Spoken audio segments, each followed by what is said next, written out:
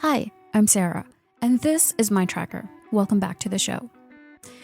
I wanted to record this episode specifically to talk about something which I have been bringing myself to believe in more, and that is courage. It's such a normal and generic word, courage. Do you have the courage to stand up for yourself? Do you have the courage to do what you love? Oftentimes, in pursuit of dreams, what we really need is courage. And there is really no pursuit without it. So, because this channel is all about reaching your potential, being your best version, making the most out of life, it is necessary to talk about something that we all need once in a while and much more than we normally realize. So, earlier this week, I was having a conversation with a friend, and she was mentioning to me how she had been thinking about stepping out of her comfort zone. But everybody around her is familiar with her. You know, they know how she is. And it's difficult for her to step out of the community that she has built. She feels like she's going to be alone, and she doesn't know if that new place that she wants to go to is going to be good enough. But on the other hand, she is unsatisfied, unfulfilled. She's not sure if she wants to remain where she is. And what it really came down to was, do you have the courage to make the change? Because comfort is deceiving. Comfort makes you believe that everything's okay. You momentarily distract yourself from all the things that actually matter by the comfort that you have. What mattered to my friend was that she made the most out of her life, that she actually went behind her dreams. She spoke to the right people. She made the right decisions. She actually felt that she's doing something with her life that she always wanted to do. And to be specific, she aspired to work in organizations which were women-centric. She wanted to make an impact in women's lives. She wanted to be a speaker. But all of that needed her to step out of her comfort zone. People in her circle didn't see her as a speaker. They didn't think that she has content to share. They didn't see her as a wise, inspiring woman. And so she felt that she is not what she's looking out to be. And, you know, courage is one of those things that needs to be built. You know, there is accumulation of courage. It's not just one unit. It's more like over time, you put little by little, and you start accumulating courage, and then you use it to do something that you always wanted to do. And that takes practice. That takes the right internal dialogue. That also takes being conscious of what you're thinking and what you're saying to yourself. When Mother Teresa wanted to make a difference in people's lives, she wanted to become a missionary, she needed courage to take that leap of faith and go to France.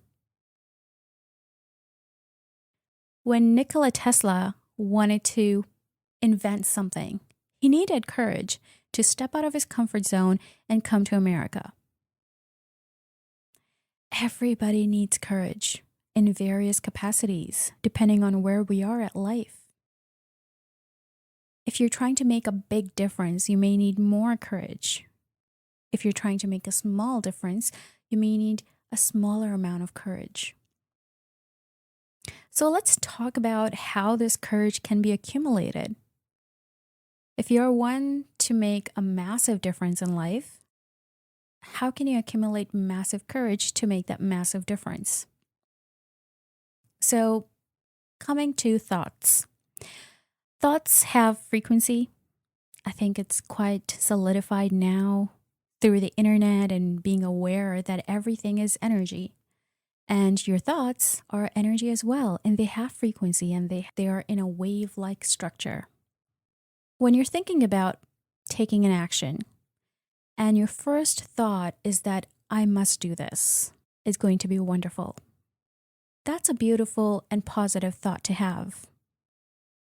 If you keep having positive thoughts, then all of these positive thoughts will merge and bring about a much greater positive thought, which will bring about a momentum, which is going to cause you to take action.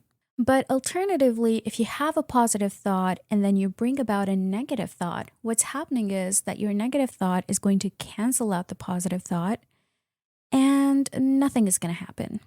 It's going to result in nothing. That is when usually people procrastinate, they don't take action. And in another scenario, if you have a negative thought and then you have another negative thought, another one, then it's going to bring about a momentum where you will take a negative action as well. So it is paramount to monitor our thought process. And then one can ask that, well, how do I monitor my thoughts? It's going to be difficult to monitor my thoughts every step of the way, every minute of the day. That's a lot of work. And that's true. It can seem quite tiring. You almost have to be aware of what you're thinking at all times. It's really not possible. But here is a trick. Many of your thoughts are reliant on the programming of your subconscious mind. If your subconscious mind is programmed to bring out the positive in every situation, naturally the thoughts you're going to harbor in your mind are going to be positive.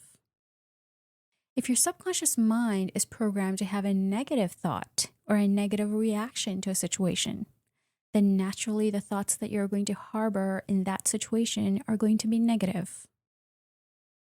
So the solution really lies in your subconscious mind, which is a powerhouse. It has much more impact on us than we know. 90% of our actions, emotions, and behaviors are reliant on the programming in the subconscious mind.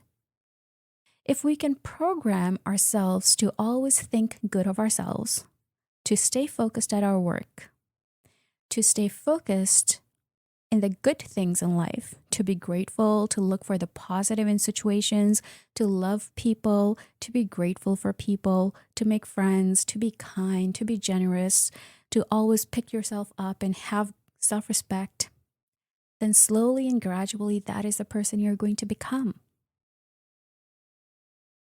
I have an episode on the subconscious mind programming. It's called Feel the Fear, and I would highly encourage you to scroll down and listen to that episode. I've gotten a lot of amazing feedback on that episode. It's actually my top episode so far in the podcast. Yeah. So, yesterday I was watching a movie. It's called Hypnotic on Netflix. It's a nice movie. By the way, this is not a sponsored, just candidly talking. It's a nice movie, and it was based on hypnosis that was done on a woman. Not going to give away any spoilers, but the movie talked about the power of the subconscious mind, and that is what got me intrigued. I was like, whoa, that's something that I talk about. I'm going to watch that movie. And I did. It was good.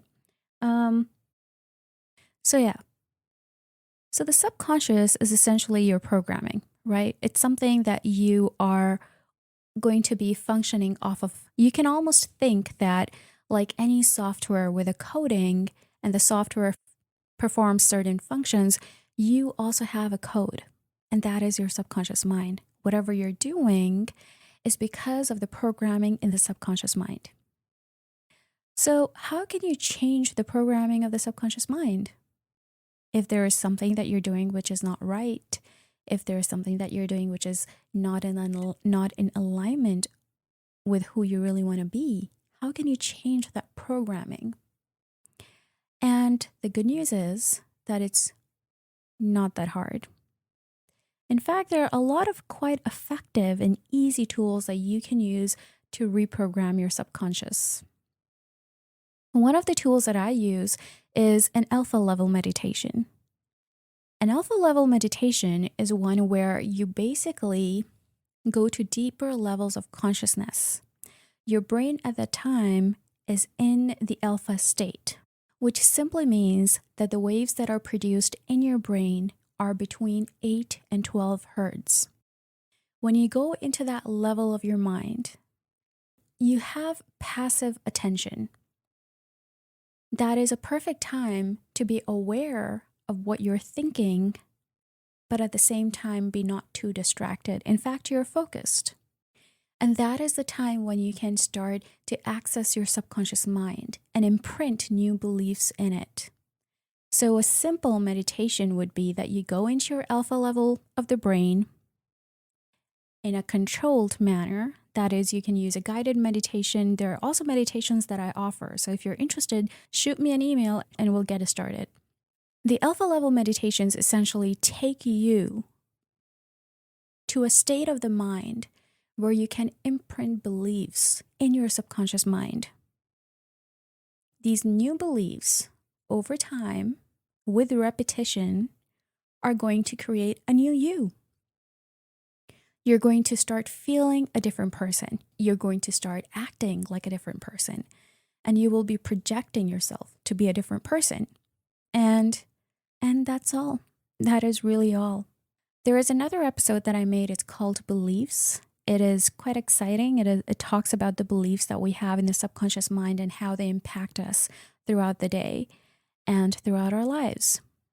So I'm going to take a portion of it and repurpose it here. I think it's highly required in context. So the equation that we have set is that action is coming from repeated thoughts which create momentum. The repeated thoughts are coming from your subconscious mind programming. So if you want to be able to take the right actions, you must have the right programming in your subconscious mind. And the reason I say must, because it's mandatory. It's a prerequisite. So let's talk about the subconscious mind programming a little bit more. So the subconscious mind programming is actually done in childhood when you're really small, till the age of 7 years. That is when you're picking up things from your environment, you're reliant on other people around you to learn from, and you create these beliefs in your subconscious mind. You create these beliefs and you start to take those beliefs to be absolute facts. So if you're small, about 5 years old, and if you have a parent who tells you that you're extremely lovable, that you are worthy and you deserve to be loved, you're going to grow up thinking that you are lovable, provided that you don't have any other toxic influence in your environment which tells you, hey, you're not lovable, or any bullying done. Because when kids are so small, if there is a guardian, if there is a parent which is telling them that they're loved, but there is another person present in their surrounding telling them otherwise, with as much conviction or even lightly as a joke, they may respond to that negative comment much more strongly and start to believe in it. So in this scenario, let's say that there is a kid who has been embedded with the belief that he's lovable. Let's say there is another kid who has been embedded with the belief that he's not lovable. Both of these kids are going to grow up behaving very differently around people. The kid who believes that he's lovable is going to approach relationships and people around him with a positive spirit. He's going to put his best foot forward. He's going to be excited to meet people. And he's going to have enough self-love and self-belief that the way he will approach relationships is going to be a little bit more relaxed and with a little bit more of a positive spirit. Now, talking about the kid who does not believe that he's lovable. He is going to approach relationships thinking that if somebody loves him, they're doing him a favor. He's the one that's going to be oversharing in relationships, giving too much, not asking for anything back.